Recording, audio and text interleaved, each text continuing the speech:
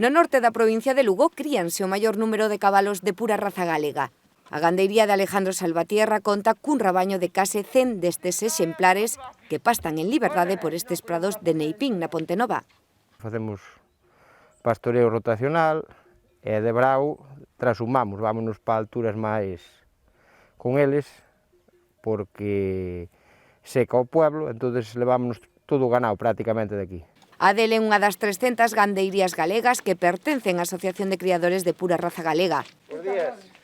Isabel é veterinaria de Puraga. Desprázase ás explotacións para seleccionar e identificar os mellores exemplares. O que se fai cando chega ás gandeirías é para identificar, chamamos gandeiros para identificar os potros novos do ano que naceron. Entón, faiselle unha lectura primeiro co lector de microchip, para que non teña ningún microchip previamente posto. Despois faiselle unha reseña, sácaselle sangue, o sangue sirve para facer un análisis de filiación, con eso sabemos o pai e a nai que se están registrados no libro xenealóxico para seguir a xenealoxía, e despois implántase o microchip. Ás veces tamén collemos pelos da crin para analizar o DMRT3, que é un xen da andadura.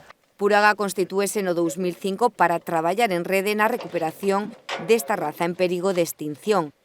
Ademais de ser un animal moi valioso na conservación dos nosos montes, eles controlan moito a motogueira, comen moito toxo, entón, bueno, é moi importante a labor que fan no monte con respecto á labor antiincendios. Criadores e técnicos están a traballar xuntos por abrir novos mercados e promocionar a raza no sector cárnico.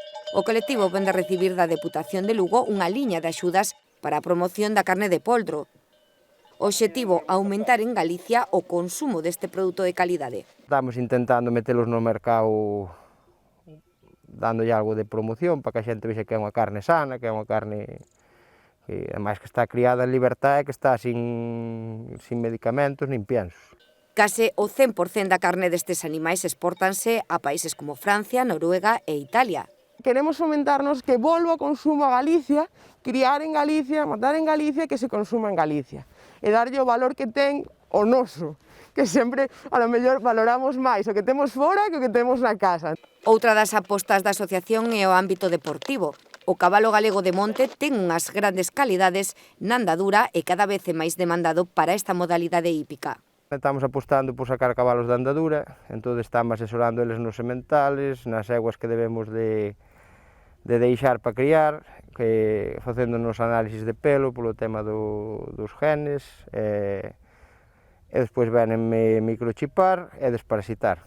Un cabalo multifuncional. Son canales moi pequenas, eso sabemos, non son competitivas con grandes razas cárnicas, pero o que estamos buscando non é a cantidade, é a calidade. Con grandes potenciais de futuro para o noso rural.